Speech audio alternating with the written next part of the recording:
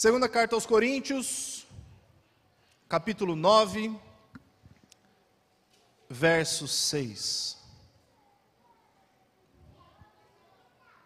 Aqui na minha tradução diz assim: e isto afirmo, aquele que semeia pouco, pouco também ceifará. E o que semeia com fartura, com abundância também ceifará. Cada um contribua segundo tiver proposto no coração, não com tristeza ou por necessidade, porque Deus ama quem dá com alegria. Deus pode fazer-vos abundar em toda graça, a fim de que, tendo sempre, em tudo, ampla suficiência, superabundez em toda boa obra, como está escrito, distribuiu, deu aos pobres, a sua justiça permanece para sempre. A Bíblia tem aproximadamente 215 textos que falam sobre fé. A Bíblia tem aproximadamente 218 textos que falam sobre salvação. Mas a Bíblia trata do tema dinheiro em 2084 versos. Isso revela alguma coisa, não? São 2084 textos diferentes na Bíblia que falam sobre dinheiro. Mas eu sou pastor. Eu não sou coach de vida financeira. Eu não sei te ensinar como investir na bolsa. Eu não sei dizer para você quais são os melhores negócios, as melhores ações. O meu assunto com a igreja nunca é dinheiro. O meu assunto hoje com você é sobre o que o dinheiro revela. Aquelas coisas que estão no nosso coração. Existe um ditado rabínico, e esse ditado rabínico fala que existem 3 coisas que ajudam a gente a conhecer uma pessoa. A primeira coisa é o seu copo, a segunda coisa é o seu bolso, e a terceira coisa é a sua raiva. Dizem que para você saber quem é uma pessoa de verdade, você precisa jogar bola com ela. Porque na hora que as emoções afloram, é a hora que a gente explode. O nosso copo, ele vem no sentido daquilo que a gente carrega, daquilo que a gente tem, não simplesmente daquilo que a gente bebe. E eu tenho certeza absoluta que eu falo hoje para um auditório de pessoas que, assim como eu, tem mais do que precisa. A gente tem mais comida do que a gente precisa. A gente tem mais sapatos do que a gente precisa. A gente tem mais coisas do que a gente precisa. Por último, um grande amigo meu, ele pregou aqui outro dia, o pastor Cândido, ele tem uma frase, e uma frase que eu acho muito interessante. Ele fala assim, o extrato do nosso cartão de crédito é um documento teológico. O extrato do nosso cartão de crédito é um documento teológico. Quando se fala de extrato de cartão de crédito, pode ser o extrato da sua conta, ou pode ser naquilo que você gasta o seu dinheiro. Aonde a gente gasta o nosso dinheiro revela muito daquilo que nós somos. Afinal de contas, Jesus falou em Lucas capítulo 12, verso 34. Aonde estiver o seu tesouro, aí estará o quê? O seu coração. Mas como eu sou pastor, eu quero falar para você que as nossas ofertas, elas falam ao nosso respeito. Elas revelam quem nós somos. A maneira como eu me dou a conhecer através das minhas ofertas, eu quero fazer uma proposta para vocês aqui agora. Eu quero começar a avaliar com vocês algumas razões, algumas motivações pelas quais nós somos levados a trazer a nossa oferta até a igreja.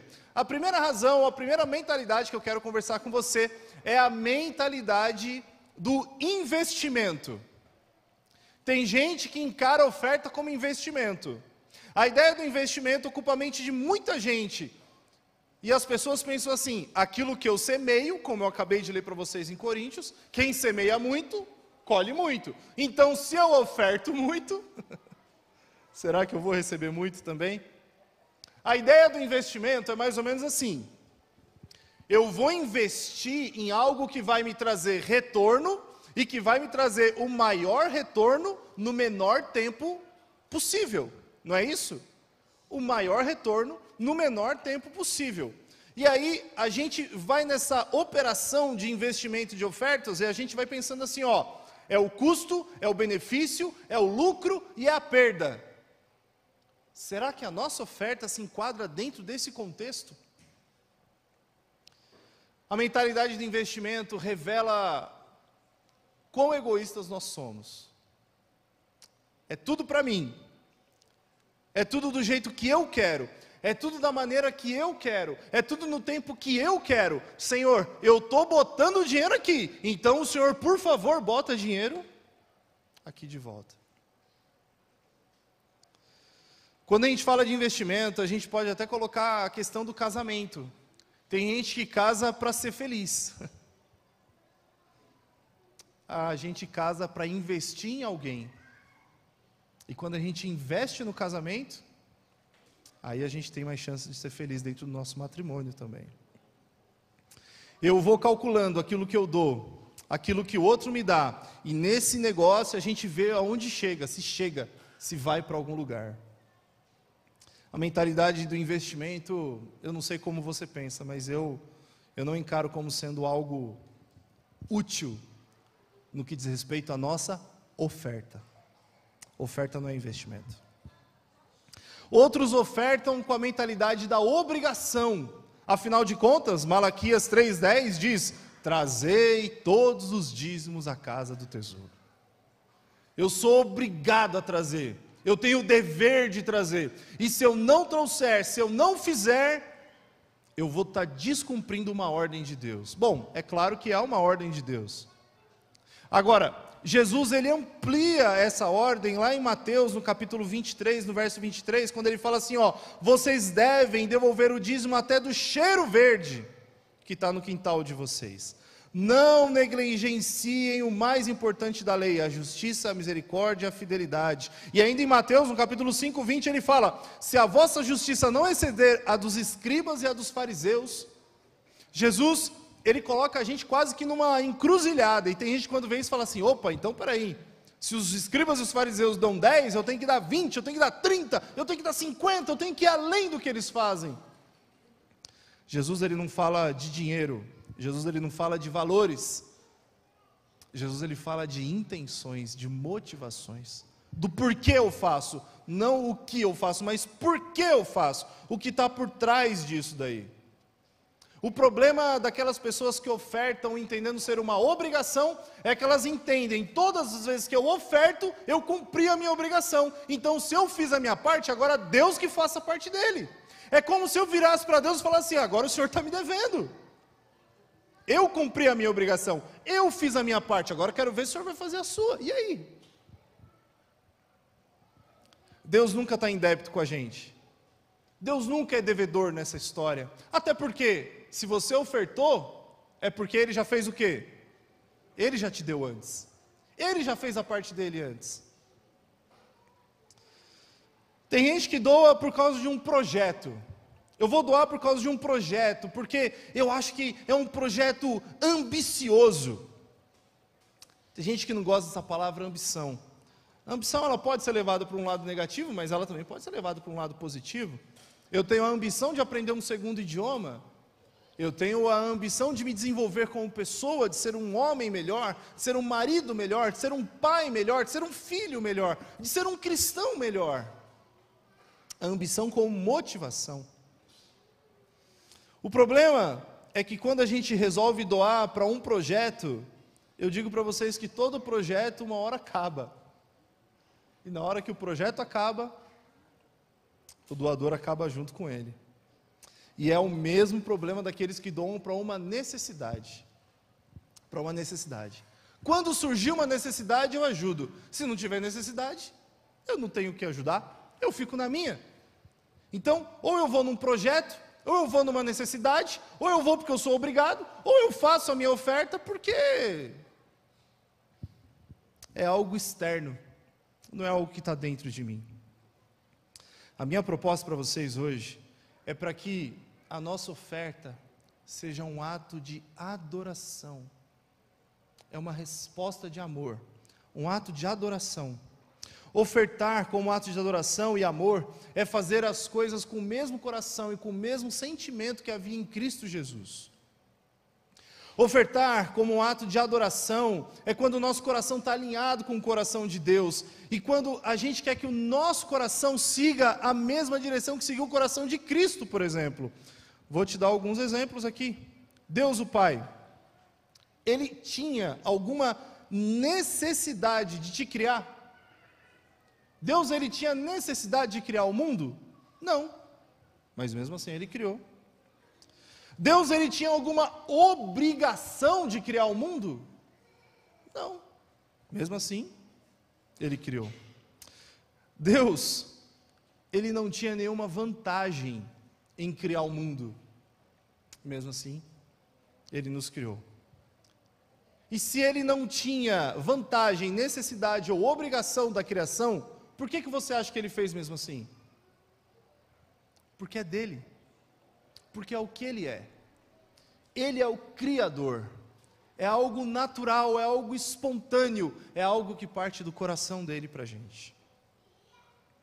Você poderia então chamar Jesus e falar assim: Jesus, por que o Senhor vai morrer na cruz?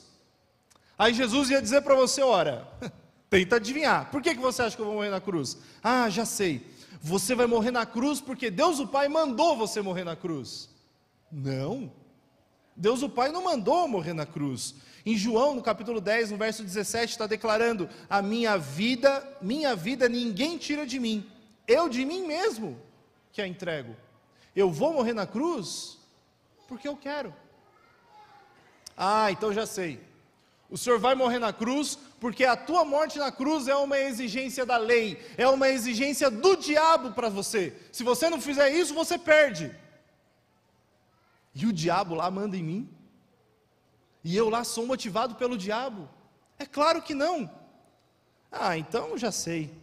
O Senhor vai morrer na cruz porque o Senhor não suporta ver tanta gente triste, ver tanta gente necessitada. O Senhor não suporta ver os problemas ao seu redor. E Jesus responderia: eu quero me doar. Está em mim doar. Está em mim criar. Está em mim realizar.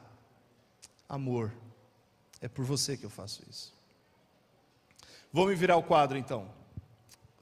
Você vem para a igreja, e aí você traz a sua oferta, e aí na hora que você vai entregar a sua oferta, Jesus fala: peraí,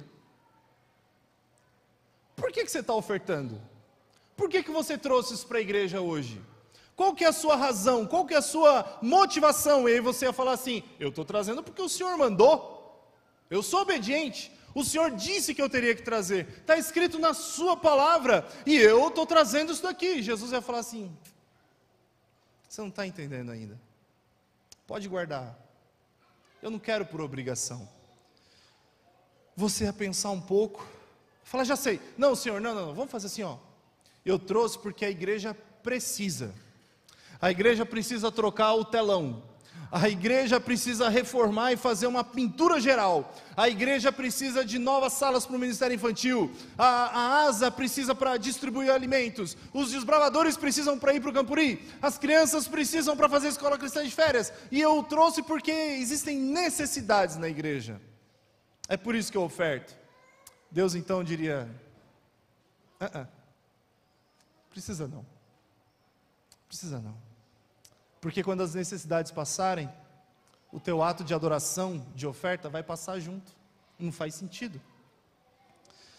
Ai, você pensa: e agora? Já sei, Senhor, é porque o Senhor tem me abençoado, o Senhor tem me dado muito, e o Senhor tem me dado tanto que está até sobrando, e eu vou dar para o Senhor porque eu tenho muito, está sobrando aqui. Tem gente que quando vai ofertar na igreja, parece a gente quando está no metrô. Quando você está no metrô, você chegou no horário bom, digamos assim, e por um milagre, uma operação miraculosa, você conseguiu até sentar no metrô, você está sentado. E aí quando você está sentado no metrô, abre a porta, entra alguém de bermuda ali e tal, uma mochilinha nas costas, a porta fecha, A pessoa olha para um lado, a pessoa olha para o outro e fala assim: oi gente, tudo bem? Olha, eu estou aqui. Aí começa, eles estão vendendo tudo, né? Eles vendem um gelzinho que tira a dor, eles vendem uma capinha para a sua habilitação, para o seu cartão de crédito, para o seu título de eleitor, para o seu RG, eles vendem fone de ouvido, estão vendendo tudo, estão vendendo de tudo. Mas, às vezes, entra alguém que não está vendendo nada, e a pessoa abre uma receita médica tão antiga que parece a escritura do Museu do Ipiranga, antiga, e está lá: gente, eu preciso aqui comprar um remédio, e não sei o quê, porque o meu filho, o meu sobrinho, a minha esposa, o meu netinho, o meu pai, a minha mãe, está doente, e tal. Quando você vê isso daí no metrô, qual que é a sua sensação? Geralmente a gente desconfia, né, meu? Não é normal. Fala, meu, esse cara está me enrolando, essa pessoa está tentando me passar para trás. Mas, vamos imaginar que nesse dia, você por algum motivo, por alguma razão, você, sei lá, você acreditou. Está falando a verdade. Eu vou ajudar essa pessoa. Você pega a sua carteira. Aí na hora que você abre a sua carteira, você começa a ver as notas de dinheiro. Porque é assim que é a sua carteira, né? Tem várias notas de dinheiro lá dentro, assim. Como você organiza? Da direita para a esquerda ou da esquerda para a direita? Aí você vai do lado da nota maior. Você pega lá uma de 100, a de 200, uma de 100. Você pega a nota de 100 e fala: meu, R$100? É muito para dar, né? Não, 100 não. Aí você vai passando nas suas notas de 100. Aí chega na de 50. Putz, 50. 50 é muita coisa. Aí você chega na de 20. 10, 5 vai. Vou dar R$2. Só que aí você lembrou que você tinha esquecido seu bilhete único, e nesse dia você teve que comprar o seu bilhete com dinheiro. E aí você põe a mão no bolso e tem lá uma moeda de 50, uma de 25, plá, toma, vai embora. Resolveu. Vamos sair do metrô, vai? Descemos na estação Belém, caminhamos por 10 minutos até a nossa rua, entramos em nossa igreja.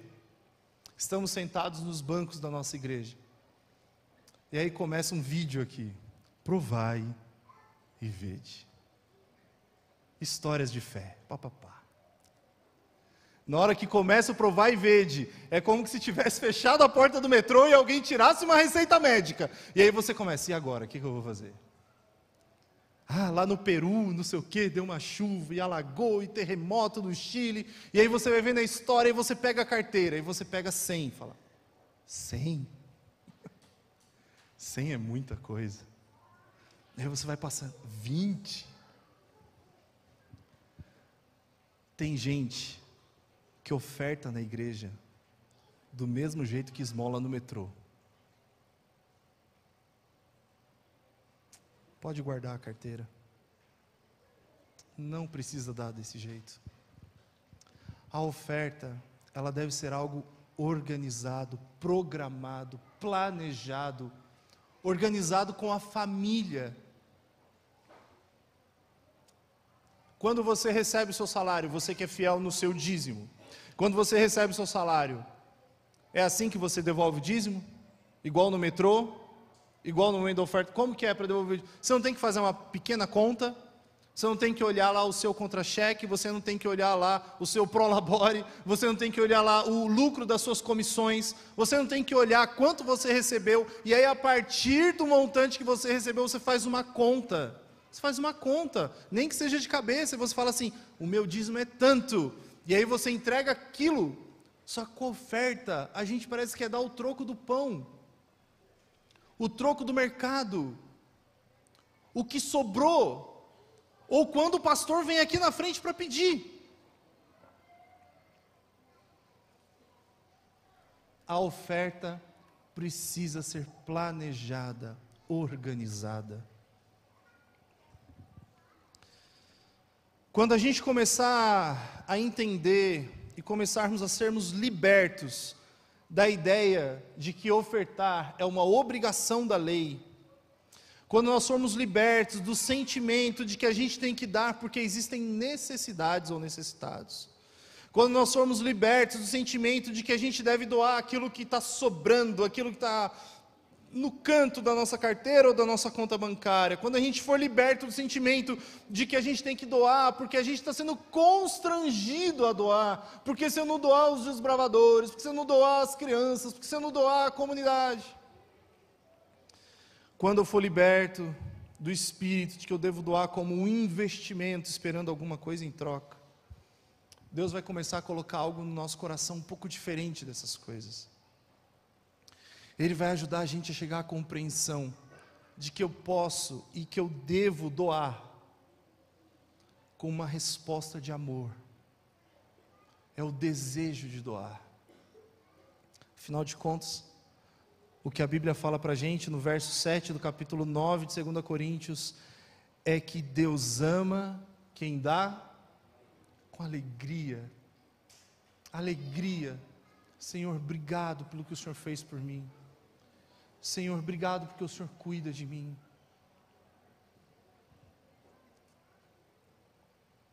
A partir desse momento, a nossa oferta se torna um ato de adoração, um ato de amor, doar segundo o coração de Deus.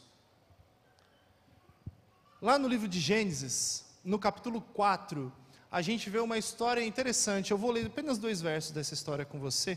Gênesis capítulo 4, a história de 2 irmãos, a história de Caim e Abel. Gênesis capítulo 4.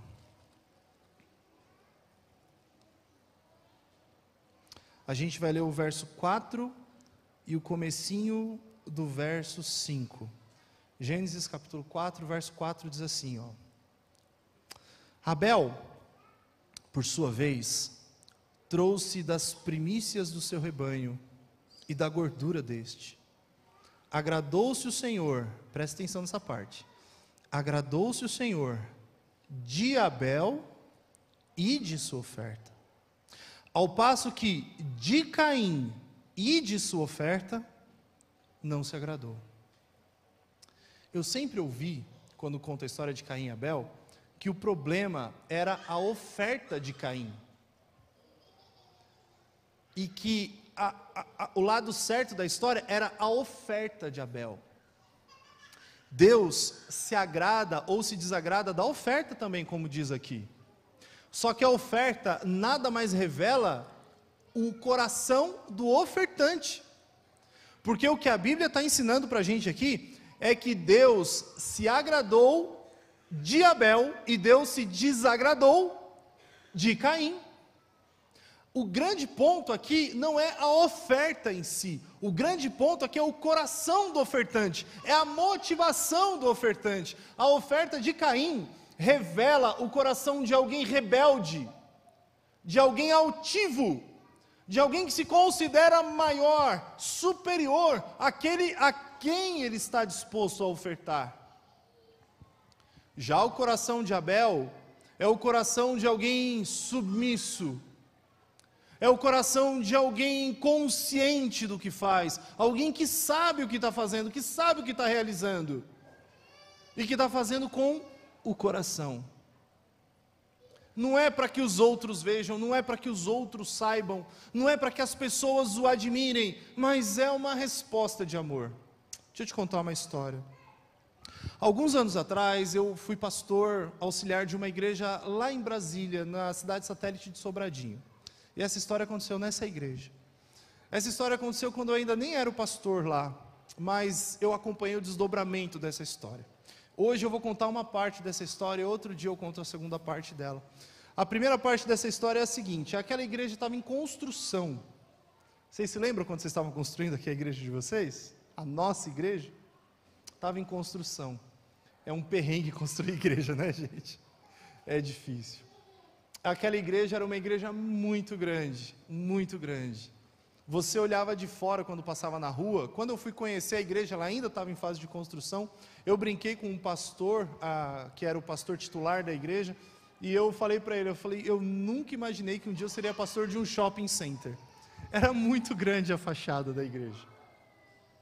Só que chegou um momento que as coisas não andaram conforme o planejado. Se você já reformou alguma coisa ou construiu, você sabe que é muito comum isso acontecer. As coisas não saíram como planejado. E no meio daquele problema, a igreja tinha uma dívida com a construtora que fazia o serviço. E era uma dívida de algumas centenas de milhares de reais. E aí, o pastor da igreja, em um culto, numa reunião administrativa, falou com a igreja e falou assim: gente, é o seguinte, a gente tem poucos dias para zerar esse débito, senão a obra para, a gente não sabe quando retoma, a empreiteira pode, se quiser, talvez não faça, mas processar a gente, colocar a gente no Serasa, sei lá, ou a gente paga ou não vai, e aí não sei o que fazer. O que a gente vai fazer? Era uma reunião administrativa. Então, pelo mover do Espírito de Deus naquele dia, algumas pessoas fizeram uma sugestão. Então, começaram a colocar numa lista. Essa lista não eram todos que tinham acesso. Os anciãos estavam anotando o nome da família, da pessoa, e quanto que aquela família poderia ajudar, como que aquela família poderia ajudar. E valores altos começaram a surgir dessas doações, e a coisa começou a andar. Eu não tenho certeza disso, essa parte está meio turva na minha cabeça, mas eu acho que eles iam avisando: olha, temos 20 mil, temos 40 mil, sabe, para a igreja entender que estava avançando ali no negócio e tal. Na igreja, tinha uma pessoa muito simples, ela era babá, ela ganhava alguma coisa em torno de R$1.100 por mês. E ela, quando viu o valor exorbitante que era para concluir, ou para dar seguimento à construção, ela olhou e ela diz, né, ela fala: eu não posso fazer nada, eu não tenho como ajudar com isso. E à medida em que os valores iam sendo anunciados, ou que as pessoas iam tomando ciência das doações, ela ia vendo e falando assim: eu não tenho como fazer nada, eu não posso ajudar, como é que eu vou ajudar? E aí, ela fez uma oração: Senhor, eu não sei como ajudar, o que eu posso fazer para ajudar? E ela conta, irmãos, essa é a história da Maria, dessa moça, dessa senhora, tá bom? Eu estou te contando, eu não estou dizendo aqui que vocês têm que fazer igual a ela, tá? Porque a partir daqui a história vai ficar muito louca. Ela orou e ela falou assim: Senhor, eu não sei o que fazer. E ela disse que ouviu a voz de Deus, ela foi impressionada pelo Espírito Santo.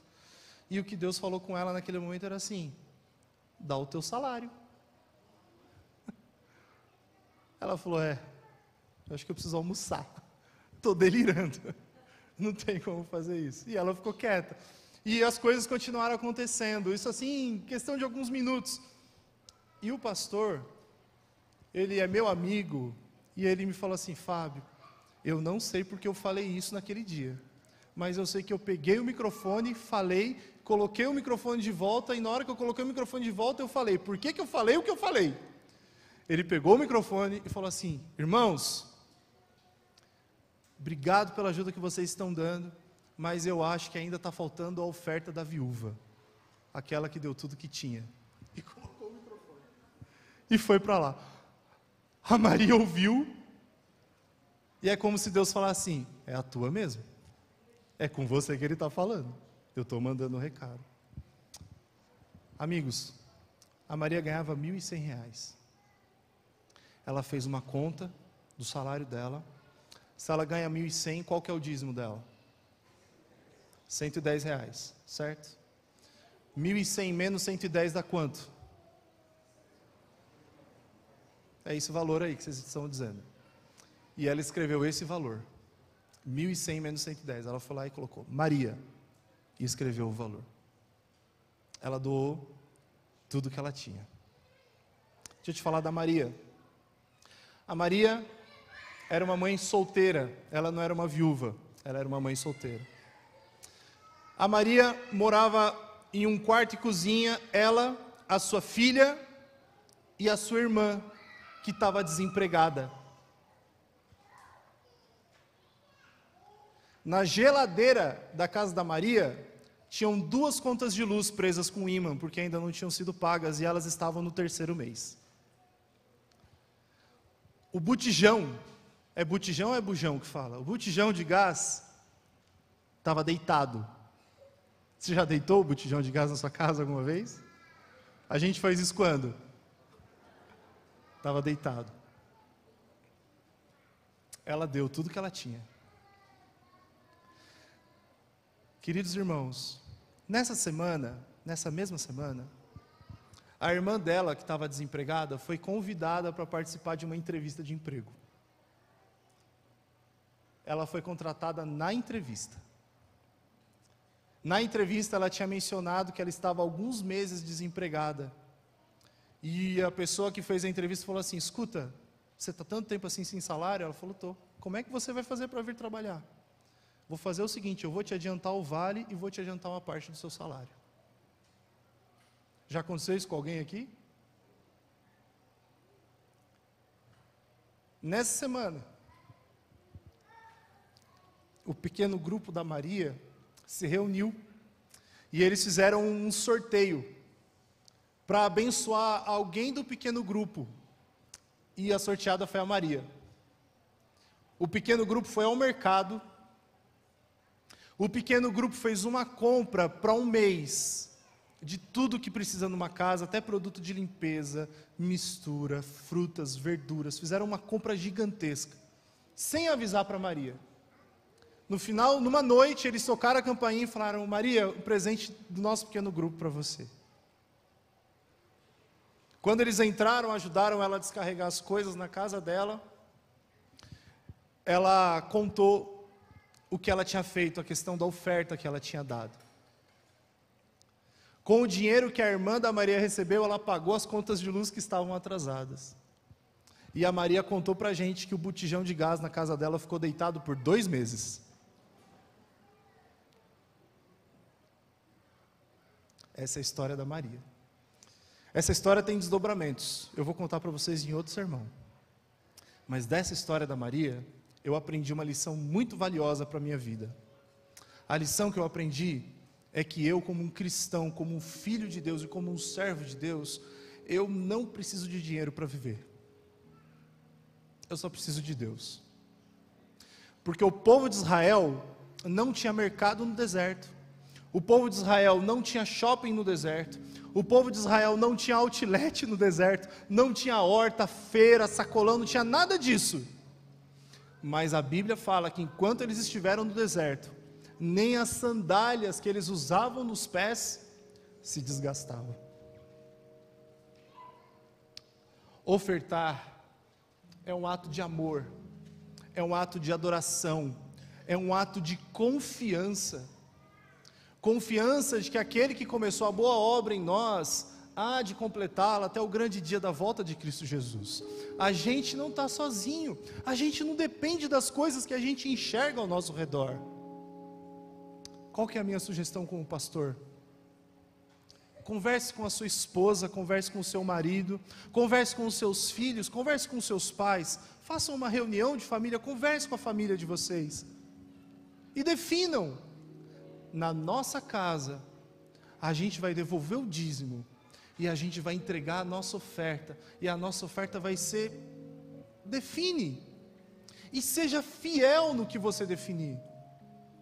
Quando Deus tocar o seu coração para ajudar, aí pode ser a ASA, pode ser os desbravadores, pode ser o Ministério Infantil, pode ser uma outra família. Quando Deus tocar no seu coração, vai naquilo que Deus está colocando no seu coração. Eu espero que você tenha entendido e percebido que o meu assunto com você hoje não é dinheiro. O meu assunto com você hoje é adoração. O meu assunto com você hoje é que tipo de adorador eu sou. Porque aonde estiver o seu tesouro, ali vai estar o seu coração. O meu assunto com vocês hoje aqui são as coisas do nosso coração. Caim foi rejeitado, Abel foi aceito. O meu desejo é que o Fábio seja aceito, é que a igreja do Belém seja aceita, quando ela escolher ser fiel nos seus dízimos e também nas suas ofertas. E eu queria te dar o privilégio de participar disso agora. Agora nós teremos o momento dos nossos dízimos e das nossas ofertas. Espero que você não tenha que contar as notas da sua carteira nesse momento. Mas é claro, eu posso estar te pegando de surpresa. Então hoje a gente vai proceder de um jeito um pouco diferente. Não vai ser todo sábado assim não, é só hoje. A gente vai proceder de um jeito um pouco diferente. A gente vai orar. Você vai orar. E eu queria que você falasse com Deus agora, que você conversasse com Deus agora. Eu queria que ao conversar com Deus, que você definisse algumas coisas com Ele. Senhor, eu quero ser um adorador segundo o Teu coração. Senhor, eu quero fazer as coisas pela motivação certa, do jeito certo. Abençoa a minha igreja. Abençoe os ministérios da minha igreja. Usa a minha igreja para abençoar a vida de outras pessoas. Senhor, não se esqueça de abençoar a minha casa, o meu trabalho, o trabalho das pessoas que moram em minha casa. Eu queria muito que nesse momento você tivesse uma oportunidade de conversar com Deus.